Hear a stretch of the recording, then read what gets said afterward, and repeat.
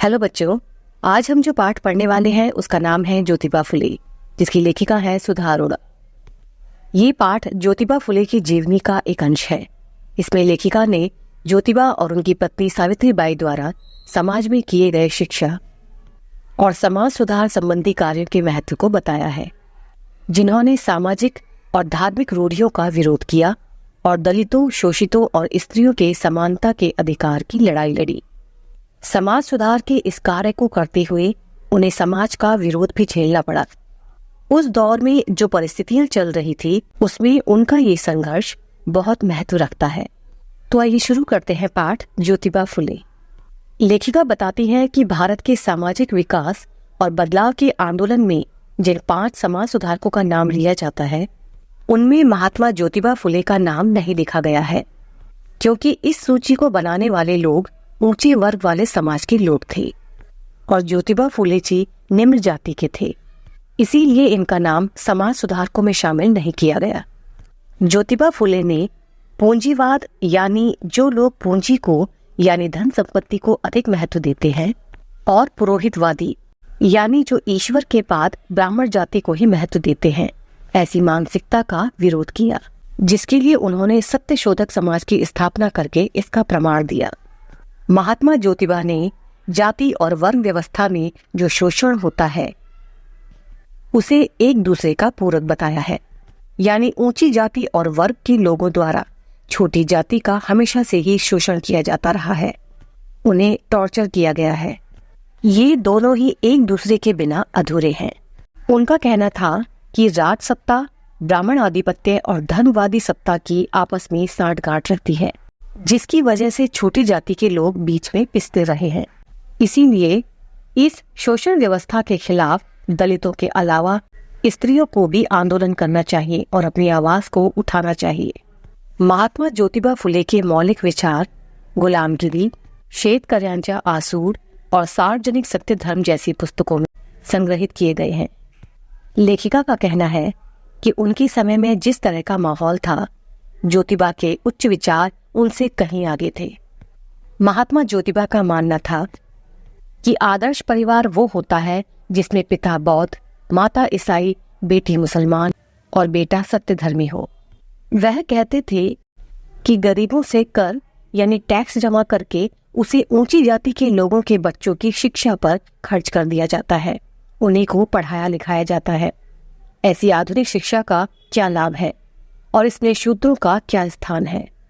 लेखिका कहती है कि ऐसा होना स्वाभाविक था कि जो लोग विकसित वर्ग का प्रतिनिधित्व करते हैं और पूरी तरह समाज सुधार नहीं चाहते, उन्हीं लोगों ने ही फुले को समाज सुधारकों की सूची में कोई स्थान नहीं दिया। ज्योतिबा फुले ने अपनी एक किताब में लिखा है कि पुरुषों ने स्त्री शिक्षा के दरवाजे इसलिए बंद किए हैं जिससे वह मानवीय अधिकारों को समझ न सके, जबकि स्त्री को भी समान अधिकार का हक है। ज्योतिबा फुले ने स्त्री समानता के लिए शादी की एक नई विधि बनाई। शादी के समय पढ़ने वाले नए मंगलाष्टक बनाए, यानी नए मंत्र बनाए, जिन्हें वर और वधू दोनों समझ सकें और दोनों ही उन्हें फॉलो भी करें। इसमें दूल्हे को अपनी पत्नी को समान अधिकार और स्वतंत्रता देने की बात कही गई है। महात्मा ज्योतिबा ने स्त्री के अधिकारों और स्वतंत्रता के लिए हर संभव प्रयास किए थे। 1888 यानी 1888 में ज्योतिबा को महात्मा की उपाधि से सम्मानित किया गया था, लेकिन उनका ये मानना था कि महात्मा कहकर उनके संघर्ष को पूर्ण विराम मिल जाएगा।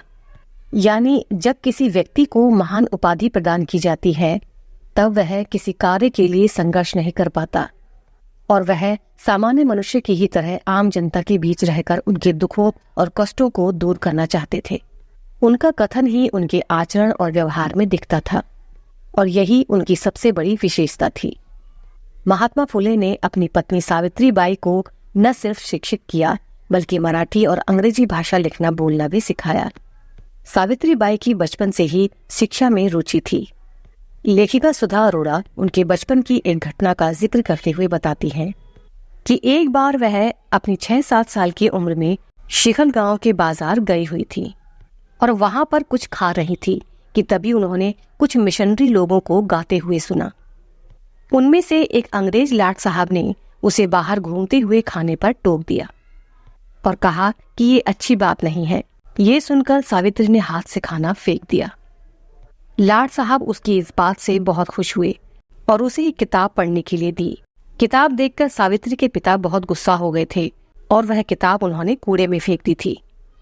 लेकिन सावित्री बाई ने वो किताब छिपा दी थी और 1840 यानी 1840 में महात्मा फुले से शादी के बाद जब वह शिक्षित हुई तब वह किताब उन्होंने पढ़ी और उसके मतलब को समझा। महात्मा फुले के द्वारा 14 जनवरी 1848 यानी 1848 को पुणे के बुधवार पेट निवासी बीड़े के बाड़े में पहली कन्या पाठशाला की स्थापना की गई। महात्मा फुले और सावित्री बाई को लगातार ऐसे कार्यों से जुड़े होने पर बहुत सी कठिनाइयों, अड़चन और लांछनों का सामना करना पड़ा था। कई बार समाज से बाहर भी किया गया। पुरोहितों और रिश्तेदारों के दबाव में आकर ज्योतिबा के पिता ने उन्हें घर से बाहर कर दिया था। अपने पति के साथ समाज कार्यों में सावित्री बाई का भी कम योगदान नहीं रहा।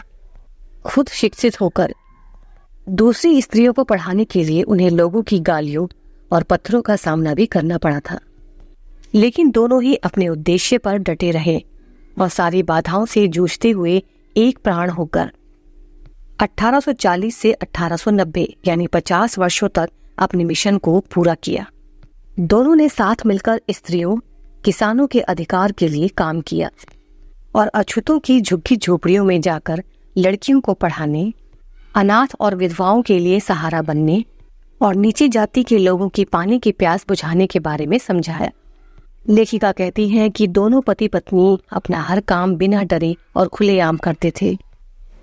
जहां आज के समय में जब पति पत्नी कुछ साल साथ रहने के बाद अलग हो जाते हैं, वहीं महात्मा फुले और उनकी पत्नी सावित्री बाई साथ साथ अपने उद्देश्य को पूरा करके एक आदर्श दंपत्ति के रूप में सबके लिए मिसाल बने। ओके बच्चों, तो ये चैप्टर इसी के साथ यहीं पे फिनिश होता है। मिलेंगे ऐसे ही नेक्स्ट वीडियो में इसके क्वेश्चन आंसर्स के साथ। तब तक के लिए ओके बाय।